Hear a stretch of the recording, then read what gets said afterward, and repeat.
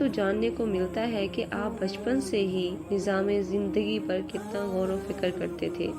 جس ماحول اور معاشرے میں آپ کی پرورش ہوئی، جہاں آپ نے اپنے بچپن اور جوانی کا وقت گزارا، اس میں زناکاری، فحاشی، شراب نوشی، سود، ناچ گانا اور ہر طرح کی برائیاں زوروں پر تھیں۔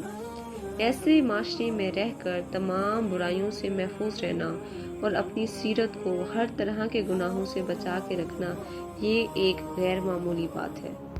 آپ کے چچا جناب ابو طالب کہتے ہیں کہ میں نے کبھی نہیں دیکھا کہ محمد نے کبھی کسی سے جھوٹ بولا ہو، یا کبھی کسی کو دھوکہ دیا ہو، یا کبھی کسی کو تکلیف پہنچائی ہو، یا کبھی کسی سے کوئی بیہودہ بات کی ہو۔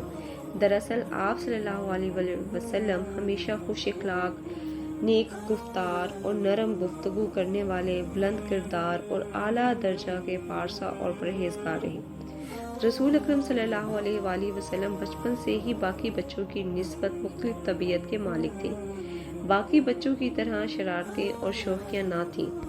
اسی کے ساتھ ہم آپ صلی اللہ علیہ وآلہ وسلم کی زندگی میں پیش آنے والے شام والے واقعے کا بھی ذکر کرتے ہیں۔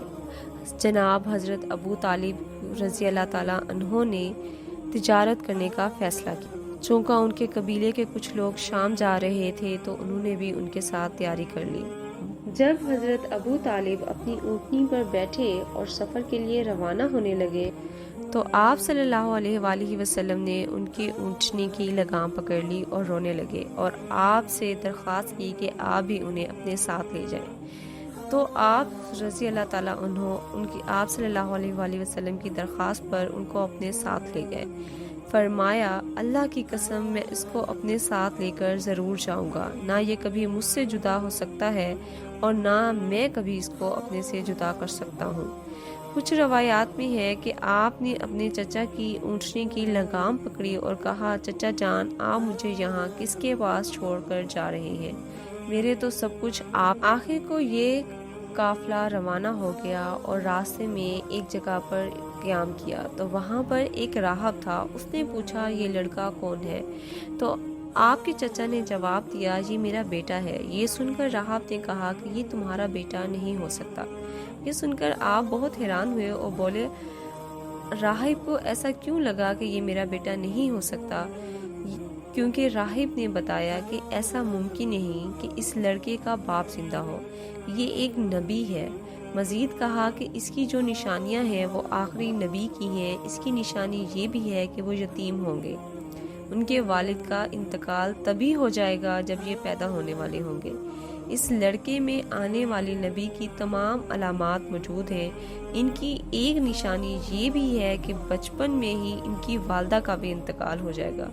ابو طالب نے راہب سے کہا کہ نبی کیا ہوتا ہے؟ راہب نے کہا، جس کے پاس آسمان سے خبریں آتی ہوں، پھر وہ زمین والوں کو اس کی اطلاع دیتا ہو۔ تم اس کو یہودیوں سے بچا کے رکھنا۔ ابو طالب آپ صلی اللہ علیہ وآلہ وسلم کو وہاں سے لے کر روانہ ہو گئے۔ راستے میں ایک خانقاہ تھی، اس کے راہب کی نظر بھی آپ صلی اللہ علیہ وآلہ وسلم پر پڑی تو وہی سوال کیا کہ یہ لڑکا تمہارا کیا لگتا ہے؟ ابو طالب نے انہیں بھی وہی جواب دیا کہ یہ میرا بیٹا ہے۔ مگر راہب بولا، یہ تمہارا بیٹا ہو ہی نہیں سکتا، اس کا باپ زندہ ہو ہی نہیں سکتا۔ تو ابو طالب نے ان سے وجہ پوچھی کہ کیوں؟ تو انہوں نے کہا، اس کا چہرہ نبی کا چہرہ ہے، اس کی آنکھیں ایک نبی کی آنکھیں ہیں، یعنی اس آخری نبی جو کہ اس امت کے لیے بھیجے جانے والا ہے۔ جب یہ قافلہ یہاں سے بھی روانہ ہو کر بصرہ پہنچا، یہاں پر بحیرہ نامی ایک راہب تھا جس کا اصل نام جرجیس تھا۔ ہیرا دراصل اس کا لقب تھا۔ حضرت عیسیٰ کے زمانے سے اس خانقاہ کا راہب نسل در نسل یہ عالم فاضل خاندان ہی چلا آ رہا تھا۔ یوں کہہ لیں اس نسل کا سب سے بڑا عالم بحیرہ ہی تھا۔ قریش کے اکثر لوگ جب یہاں سے گزرتے تو کسی سے کچھ بھی بات نہ کرتا، مگر اس بار جب اس کی نظر آپ صلی اللہ علیہ وآلہ وسلم پر پڑی تو اس نے پورے قافلے کے لیے کھانا تیار کروایا۔ تمام لوگ سایہ دار جگہ کی تلاش میں تھے، وہاں پر صرف ایک ہی درخت تھا۔ سب لوگ سایہ دار جگہ پر بیٹھنے کے لیے اس درخت کے نیچے بیٹھ گئے۔ جب آپ صلی اللہ علیہ وآلہ وسلم وہاں پہنچے تو وہاں چھاؤں میں بیٹھنے کے لیے تو پورے درخت کے سائے میں قافلے والے قبضہ کر چکے تھے۔ چنانچہ آپ صلی اللہ علیہ وآلہ وسلم دھوپ میں ہی بیٹھ گئے۔ قدرت کا کرنا ایسا ہوا کہ جس طرف آپ بیٹھے تھے درخت نے اپنی تمام ٹہنیاں اسی طرف جھکا دی، مطلب آپ کی جانب جھک کے آپ کو چھاؤں مہیا کی۔ یہ منظر دیکھ کر ہیرا نامی اس راہب نے قافلے والوں کو پیغام پہنچایا کہ میں نے تم لوگوں کے لیے کھانا بنوایا ہے، میری خواہش ہے کہ آپ سب لوگ کھانا کھانے آئیں۔ قافلے والے یہ سن کر حیران ہوئے، کیونکہ پہلے بھی یہ لوگ وہاں سے گزرتے، مگر بحیرہ نے کبھی کھانے کی دعوت کا انتظام نہیں کیا، پر آج آخر ایسی کیا بات ہے؟ مگر ان سب نے ہیرا سے اس دعوت کے بارے میں پوچھا تو اس نے کوئی جواب نہ دیا، مگر یہ سب لوگ دعوت پر چلے گئے، مگر حضرت محمد صلی اللہ علیہ وآلہ وسلم کو پیچھے چھوڑ گئے، کیونکہ آپ کم عمر تھے۔ یوں آپ اسی درخت کے نیچے بیٹھے رہے۔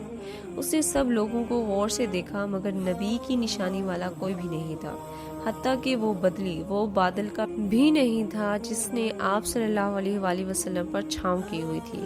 اس نے پھر کہا، اے قریش کے لوگوں، میری دعوت سے کسی ایک کو بھی پیچھے نہیں رہنا چاہیے۔ لوگوں نے کہا، ہم سب تو آ چکے ہیں، صرف ایک ہی لڑکا پیچھے رہ گیا ہے جو کہ کم عمر ہے۔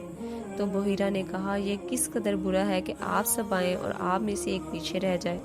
تو ایک شخص گیا اور آپ صلی اللہ علیہ وآلہ وسلم کو واپس اپنے ساتھ لے آیا۔ اور جب وہ شخص آپ کو اس دعوت کی طرف لا رہا تھا تو ایک بادل کا ٹکڑا آپ صلی اللہ علیہ وآلہ وسلم کے اوپر چھاؤں کیے ہوئے تھا۔ لوگ کھانا کھا چکے تو وہ آپ کے پاس آیا۔ جب لوگ ادھر ادھر ہو گئے تو اس نے کہا، میں لات اور عزا کے نام پر آپ سے کچھ باتیں پوچھنا چاہتا ہوں۔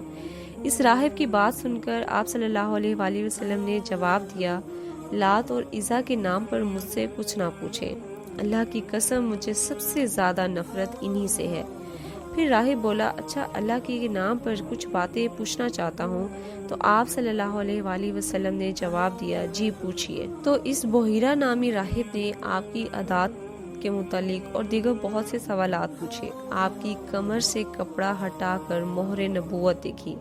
مہر نبوت دیکھ کر اس نے فوراً اس جگہ پر بوسہ دیا۔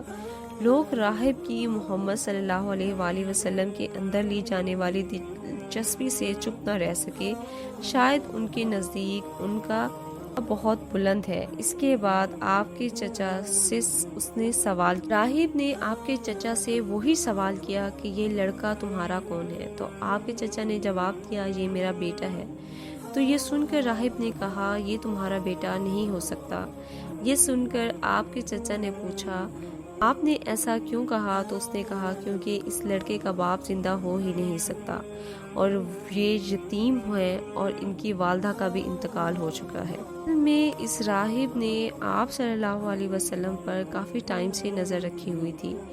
اس نے اس درخت کی ٹہنیاں جو کہ خود بخود جھک گئی تھی اس کو بھی دیکھا، اور اس بادل کو بھی دیکھا جس بادل کے ٹکڑے نے آپ پر سایہ کیا ہوا تھا۔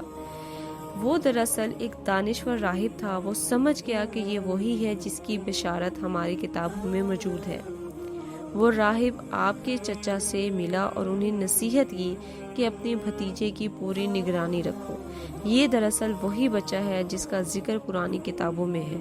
انہوں نے مزید کہا، آپ کہ اس بچے کو شام نہ لے کر جائیں بلکہ مکہ مکرمہ میں بھیج دیں، کیونکہ یہودی ان کے دشمن ہیں، اس لیے انہیں یہودیوں سے خطرہ ہے۔ چنانچہ آپ کے چچا نے فوراً سے اپنے کچھ غلاموں کے ساتھ آپ صلی اللہ علیہ وآلہ وسلم کو واپس مکہ مکرمہ بھیج دی۔ ان سب لوگوں پر بھی ظاہر ہو گیا کہ آپ صلی اللہ علیہ وآلہ وسلم کوئی عام انسان نہیں بلکہ اللہ کے محبوب نبی حضرت محمد صلی اللہ علیہ وآلہ وسلم ہیں، جن کا ذکر پہلی آسمانی کتابوں میں تفصیل سے ہو چکا ہے۔ اسی کے ساتھ اگر آپ کو ہماری یہ ویڈیو پسند آئی ہو تو ہماری ویڈیو کو لائک کیجئے، شیئر کیجئے اور ہمارے چینل کو سبسکرائب بھی کیجئے۔ اللہ تعالی ہمیں اپنی اور اپنے پیارے نبی کی نافرمانی سے بچائے، آمین۔ ہمارے نیک اعمال کو